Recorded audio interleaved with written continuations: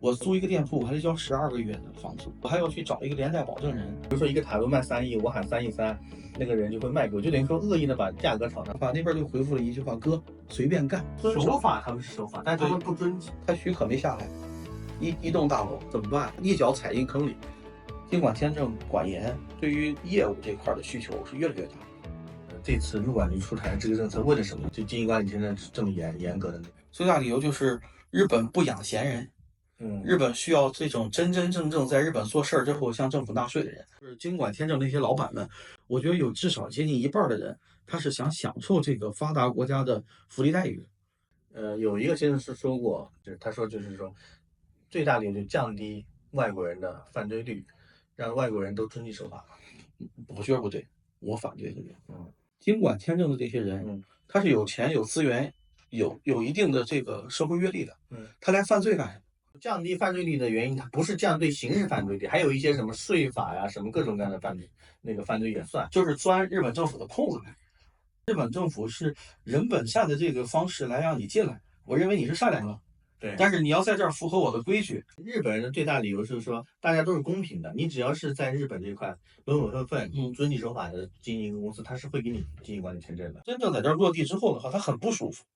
因为你要融入这个社会之后的话，遵守这个规矩。我花钱我可以买到那个塔楼，一个塔楼卖3亿，我喊3.3亿，那个人就会卖给我，就等于说恶意的把价格炒上去了嘛。但是你看这2年东京都的所有房价，日本政府给的那个数据，外国人在这儿购买房屋的话，它仅占了全年交易当中的3%、4%，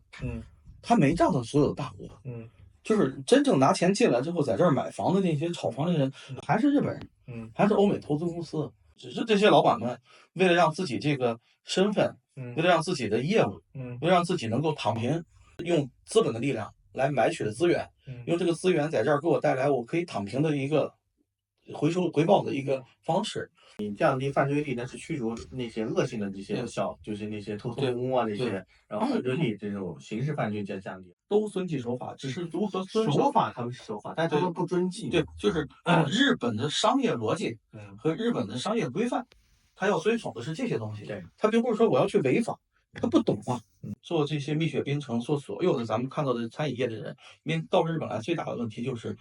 我租一个店铺，我还得交12个月的房租押金，我还要去找一个连带保证人，我还要去让我自己的实际的这个业务都要说明清楚。我们帮着很多知名企业落地的时候，最大的问题是审查你这个公司是不是在日本已经有了实在的业务。我有一个非常好的朋友，他在大阪买完楼之后的话，这家卖给他物业的房产公司已经帮他申请了公司，做了经管签证。我问他的时候，你怎么去更新呢？他也不知道。再打电话问那边的话，那边就回复了一句话：哥，随便干。我们已经踩上了这个最好的风口，你不用担心，房屋出了问题，我给你托底。我不知道现在谁给他托底，他许可没下来，一栋大楼，又是哥又是姐又是阿姨又是大叔的这种说法，这个在日本就不存在这种服务方式。为了挣他这个中介费和挣他这个不动产买卖时候的利益，就是不择手段的往前去推进。我觉得这些才是应该去除的劣币。所以我觉得现在尽管签证管严，然后对于业务这块的需求是越来越大，实实在在的业务，实实在在能落地能下去。然后我认识一个朋友，他们在富士山下买了一块地，然后给这个地做了一个土地的开发规划，用我们现在自己的箱体的形式已经批下来了。他本身他在日本待的时间又短，在各个国家在跑，我们都认为下不来，但是这次他给我们通知下来了3年。为什么？实实在在在买地，实实在在在找一级建筑事务所在给他搞开发，实在的在投资，在用我们现在给他提供的方案去当地政府去申请，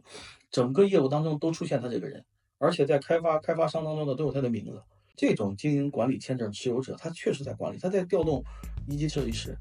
他在用我们，不是说所有的东西他一竿子打死，他不是一刀切，对，他还是有衡量的。お菓子も値上げ、飲み物も値上げ、生鮮食品も値上げ、iPhone も値上げ、ガソリンも値上げ、せっかくの朝で高い具合、食べてまた買っていかなかったせい、ねめちゃくちゃエキズラインだもん。